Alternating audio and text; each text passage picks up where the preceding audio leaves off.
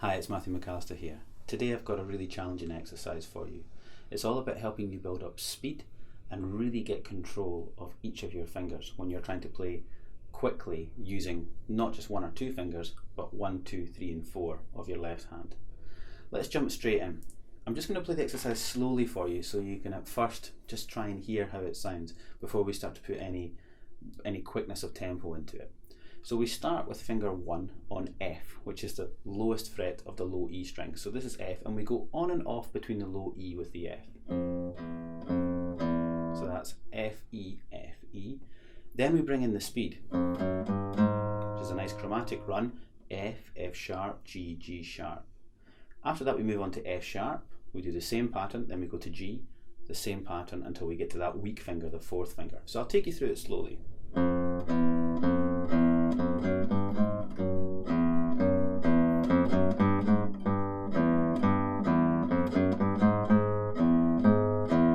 And that has finished a whole string. So just to recap what I was doing, F to E, then the run 1, 2, 3, 4, then F sharp, 1, 2, 3, 4. Then we go across. To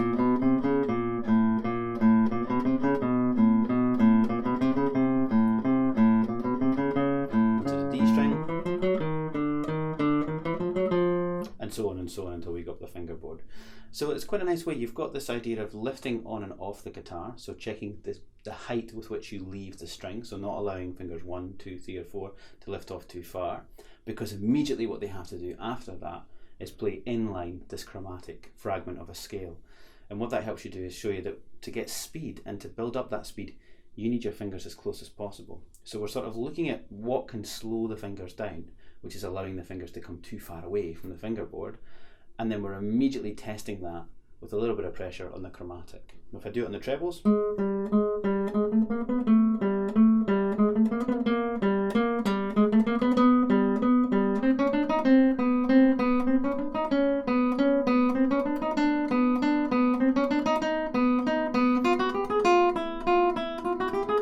and so on and so on and so on. So we're going to get in close now to the guitar, so right close in on the left hand, and you can see how this is all working. So we're nice and close in at the left hand now, and I'm going to go through that exercise again so you can see it up close and quite slow. So we start with the F and we're on, off, then 1, 2, 3, 4, then move to the second finger, third finger, up to our weakest finger, the fourth finger, across to the A string, same pattern, across to the D. Now what's good here is I'm checking the height with which each finger leaves the string, and then immediately afterwards I'm playing the scale.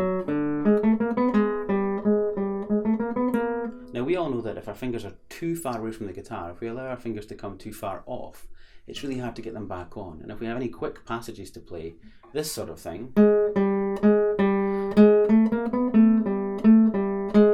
is going to slow down any of those quick nimble passages that we have to do for the scale work or a fragment of a melody or something. So that's why we're trying to practice, juxtapose this idea of lifting off and then this idea of running a scale or a fragment of a scale.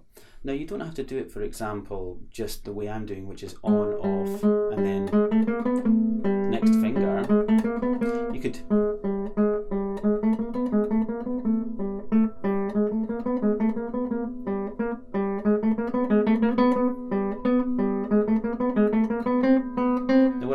I'm doing double the amount of faster work with the scale. So that means I'm really training the fingers to work quite quickly for a more extended period of time.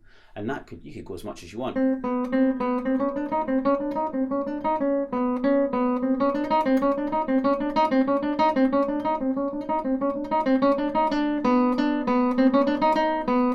It's totally up to you.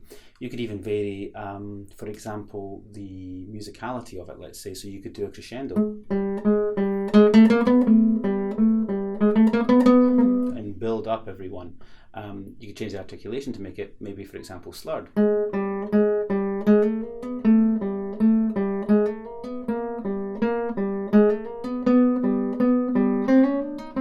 Slurred is great. What you're listening for with the slur is, are you as clear with 3 and 4 as you are with 1 and 2. So you're really looking for the weak side of the hand to really come into its own.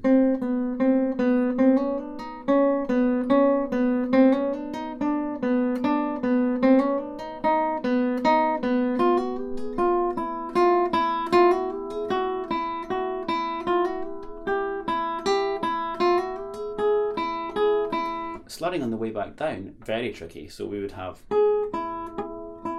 again,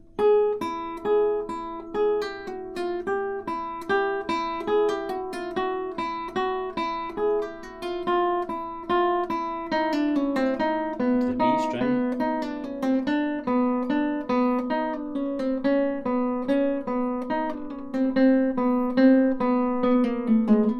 G string,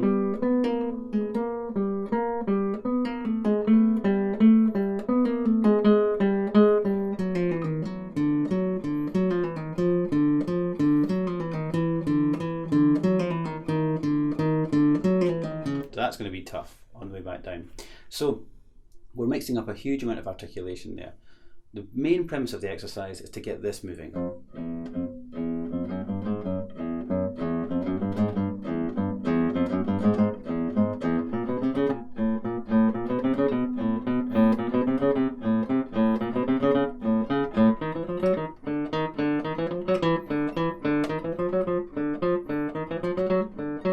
When you feel really comfortable with that, you can start mucking about with different things. Double. Triple. Maybe slurs.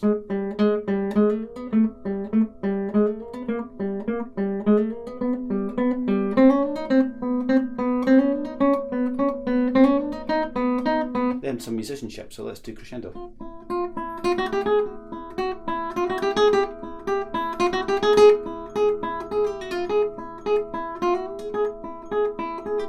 Mixing them up.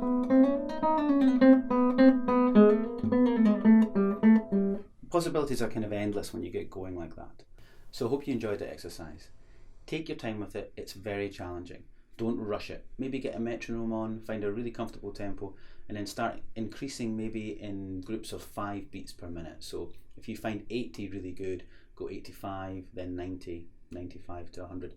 Stagger it up slowly, incrementally. Don't try and run before you can walk. I got quite advanced there and was trying all sorts of different types of articulations like slurs. I was doing more than one repetition that is at tempo of this 1, 2, 3, 4 little chromatic burst. As soon as you start to do that, you're working on stamina as well. So you're building speed, you're building strength, and you're building stamina. The main thing is the juxtaposition of the fingers leaving the fingerboard when they're just 1, 0, 1, 0 or 2, 0, 2, 0. And then, 1, 2, 3, 4, this quite fast burst, this little chromatic burst.